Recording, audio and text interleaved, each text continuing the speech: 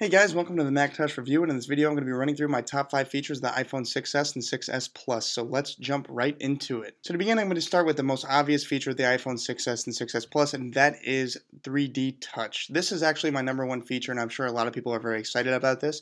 Basically, Apple is dubbing this as the next generation multi-touch. They're going to allow you to peek and pop and actually use quick shortcuts all around the device to have quicker access to applications and make the device and operating system much more usable.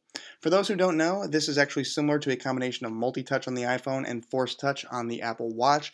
You'll be able to peek and pop into emails, messages, maps, addresses, everything, simply by pushing in on the device a little bit and all the way in for a full touch to actually pop into the application. Also, you will be able to actually access quick shortcuts on the home screen. You'll be able to click and hold on the camera button and push in to get a quick access to a selfie or anything like that. Also, with the phone application, you can get quick accesses to calling, all that good stuff, your favorites.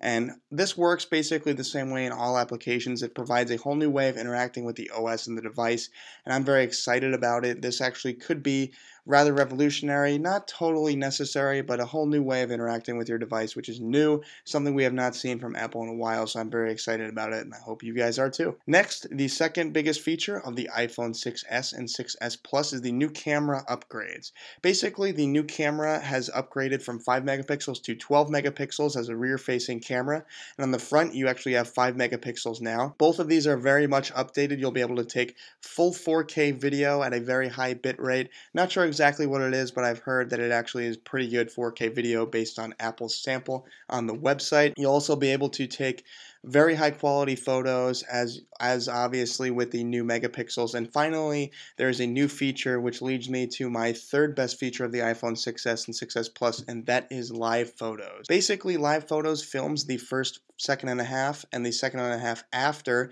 you take a photo. So basically you'll have 3 seconds surrounding your photo, which allows you to have a live photo, which is when you use 3D touch to push in and hold on the device. It'll actually animate your photo for a few seconds, which makes it more user-friendly, more personal, and adds a nice little aspect to taking a photo on your iPhone 6s. Of course, you can turn this off. It's not really necessary either, but definitely a cool feature to have. I know Android has had this around for a while, so it's kind of cool to see this on iOS. Can't wait to play around with it. My fourth biggest feature of the iPhone 6s deals with hardware, and it deals with the A9 processor, LTE and Wi-Fi bands, and aluminum casing.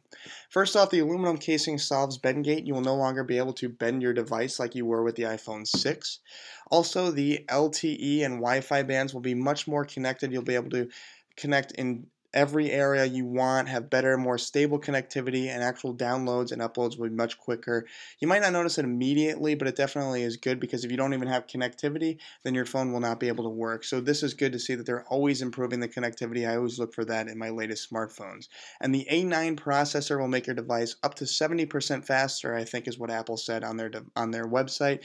Basically, by using all of these applications, operating system, connectivity, hardware upgrades, and actual casing upgrades, I think the device is going to be very sturdy, very quick, very solid. I don't really think there's going to be any issues this year, but I know every year there is an issue. Last year was Bendgate, which was a huge deal. We'll have to wait and see what happens this year. I doubt there will be based on all these new features, but we'll have to see based off the design. And finally, the fifth best feature of the iPhone 6s is the new Touch ID.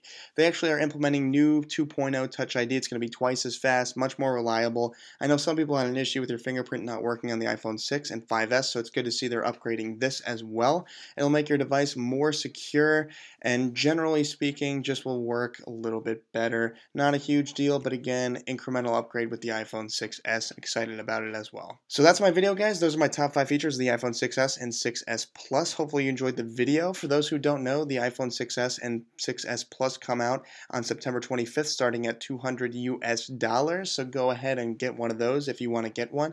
I also have my social networks down there for you guys and links to get paid iOS and Android apps for free. Always like to help you guys out. So feel free to stay in touch and feel free to go get some free apps over there. Absolutely free, no big deal. And if you have any questions, go ahead and send me a comment or leave me something on my social networks. I'll be happy to answer it. So stay tuned, subscribe, stick around, and I'll catch you guys in the next video. Peace.